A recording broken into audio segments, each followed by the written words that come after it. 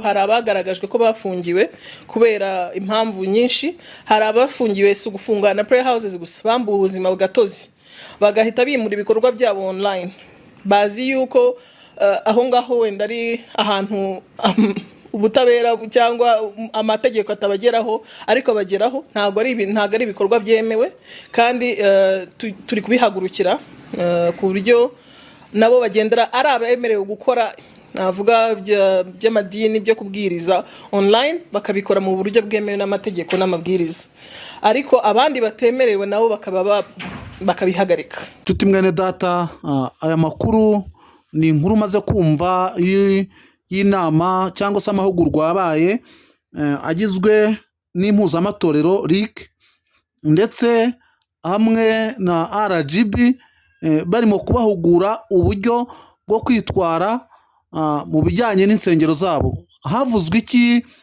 Bashatse kubamenyesha iki?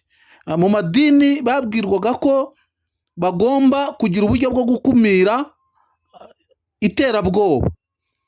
Bigaragara ko mu madini hakekwa ko hashobora kwinjiramo ibikorwa by'iterabwoba cyangwa abagizi ba nabi, ndetse amafaranga yinjira mu madini akakekwa ko ashobora gukoreshwa muri ibyo bikorwa by'iterabwoba. Hanyuma ikindi babwiwe uburyo bwo kuzuza ibisabwa ngo insengero zifungurwe ku zari zifunzwe, ndetse bababwira ikintu gikomeye cyane, ko abantu bamwe bafashe imbuga nkoranyambaga bakajya kuzigishirizaho, bakajya kuzikoraho amateraniro bitemewe, amategeko abareba. Ibi bintu bishatse kuvuga iki? Tumaze iminsi tubabwira ngo igihe kiraje kandi kirasohoye ubwo abasenga by'ukuri basengera Data mukuru na Mwuka Data ashaka ko aribo basenga. Aya ni amagambo Yesu yabwiye umusamariyakazi, aramubwira ati insengero zizavaho, insengero zizasenywa. Ibi bintu byose muri kubona by'amabwiriza atandukanye agenda aza hato na hato ni ibisohoza iri jambo. Nshuti mwene data, ndakugira inama ngo umenye ukuri, kandi ukuri kukubature. Aba banyamadini basabwa ibintu byinshi, harimo kujya kwiga. Igihe kiraje kirasohoye ubwo mu banyamadini uzajya kubwirizayo wandike mu gitabo, usinye ko niba hari ibyo uri bwigishe cyangwa uri buvuge bigize icyaha ubikurikiranwaho ku giti cyawe. Ku mbuga nkoranyambaga naho ngira ngo RGB irashaka ko izajya iha umuntu icyemezo cyo kuza kuvuga ku mbuga nkoranyambaga, naho agomba kuba yarize. Ibi turababwira kugira ngo mu gihe bigishoboka. Hari igihe bizaba bitagishoboka, nk'uko nabibabwiye, umuhanuzi mukamusanga ishiru. Ubutumwa bwiza mukumva ubwo mwumvise kera mukabwuza. Ijambo rimwe riravuga ngo mu minsi yo hanyuma abantu benshi bazateranira mu mudugudu umwe kandi bavomere ku isoko imwe, kubera ko amazi azaba arwanirwa n'abantu benshi. Abantu ayo bavomye bazagerageze kuyafata neza kugeza igihe bazagarukira. Muri make bishatse kuvuga ngo amateraniro yera agiye kuzaba ingume. Kigaragara cyo nuko amateraniro asigaye amenshi ari business.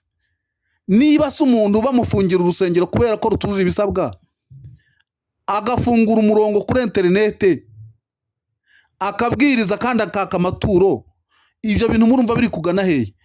Nyamara iyo tubabwira duhagaze ahangaha tutabaka amafaranga, tubabwiza ukuri, nta nubwo mushaka kubyumva, ahubwo mujya kureba ibibanejeje. Abantu barashaka ibibanejeje. Bibiliya ivuga rero ngo bazigwiriza ababwiriza butumwa, ngo babwira ibijyanye n'amarari yabo. Uyu munsi turabwira abantu iby'ubwami bw'Imana, tukakubwira ko Yesu yapfuye akazuka, tukakubwira ko Yesu Kristo ari umwami, tukakubwira ko akiza, ukanga kubyumva. Ugeze mu bubata. Niwe mwami w'amahoro wenyine, niwe waguha amahoro mu muryango wawe, niwe waguha amahoro mu rugo iwawe, niwe waguha amahoro mu byo ukora, ariko mwanze kumva. Ubu rero igihe cyo guhendahenda, abantu bavuga ubutumwa bahendahenda kigiye kurangira, kuko natwe kuvuga ubutumwa bigiye kugorana. Aho umuvuga butumwa uvuga ukuri atazahabwa agatuti cyangwa icyigisho mu rusengero muri aya madini muri kubona ngo abashe kwigisha. Ubushize nabashyiriyeho umusaza ababwira iby'urusengero rugendanwa, arabwira ati urusengero rw'ukuri turarugendana. Abasaza nka bariya ntabwo idini rikibakeneye. Idini rirashaka kubaho ribeshejweho n'inyungu yaryo. Abantu benshi bagiye kuzajya biga izo za teoloji n'amashuri asanzwe bagambiriye kujya gushaka akazi mu idini.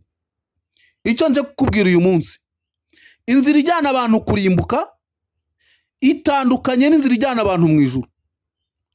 Mu gihe inzira ijyana abantu kurimbuka hari amabwiriza basabwa kugenderaho, ariko ikintu cyagutangaza kikagutera ubwoba wowe uneze amatwi unyumva, naho amaleta ashaka ko amatorero n'amadini bigira ingengo y'imari cyangwa icyerekezo nk'icya leta, aho leta yerekeza akaba ari naho idini ryerekeza. Ariko nje kubwira ngo itorero ryo si uko biteye.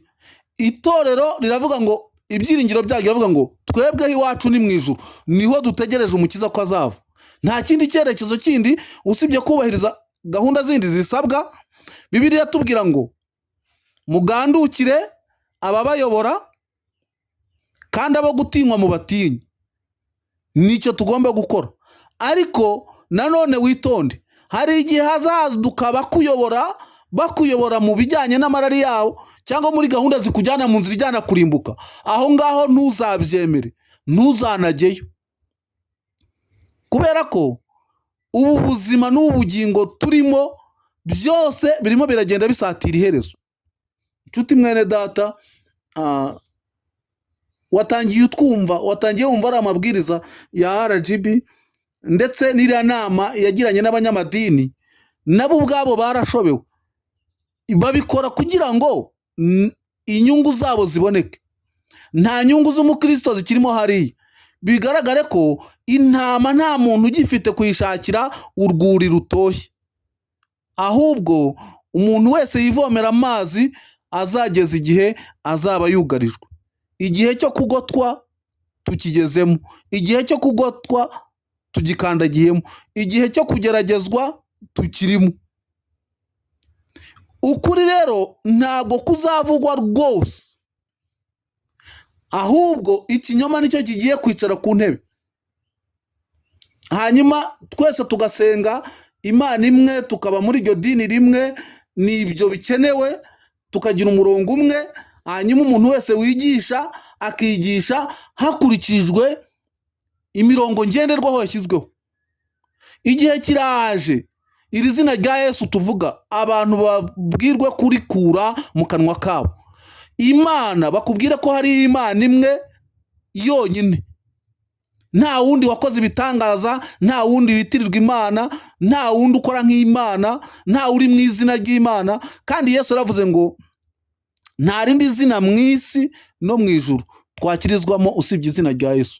Izina rya Yesu rero rigiye kurwanwa mu buryo bukomeye, mu buryo butoroshye. Ushobora kubyumva, ushobora kubyemera, ushobora no kutabyemera, ariko nje kukubwira ngo hirya y'ubu buzima hari ubundi buzima. Kuramo akawe karenge, gira umwete wezwe, gira umwete ukiranuke, gira umwete uhinduke kandi uhindurwe n'imiburo, kuko tubwira abantu ibyo guhinduka no guhindukira. Ariko impamvu RDB ijajinga amatorero ikayabonamo ibiyobyabwenge, ikayabonamo ingengabitekerezo, ironda akarere n'ivanguramoko n'ibindi, nuko hatarimo agakiza. Iyo abantu bakijijwe baba bahindutse umwe muri Kristo Yesu, hanyuma ibya kera bikaba birashize, kandi abantu bakijijwe mu itorero ntibaba bagikora icyaha ukundi, baba barabatuwe mu bubata bw'ibyaha, ahubwo bari mu bubata bwa Kristo. Nshuti mwene data, reka turekere aho ngaho. Gusa ibyo amatwi yatumvise amaso ashobora kuzabibona, ibyo amaso atabonye amatwi yawe ashobora kuzabyumva. Nje kubwira ngo imbere aho turi kujya ni habi cyane. Niyo mpamvu umuntu agomba kwirinda ndetse no kurinda umubiri we n'umutima we, kugira ngo iby'ubugingo bitangirika. kandi ugashingura urutambwe ukarushinga ubajije Imana ibyo winjiyemo n'ibyo ugiye gukora, ukabanza ukabaza umwuka wera. Twebwe twahawe umwuka wera nk'ubuyobozi kandi azadufasha, azatugira inama muri byose. Mwakira amagambo y'Imana.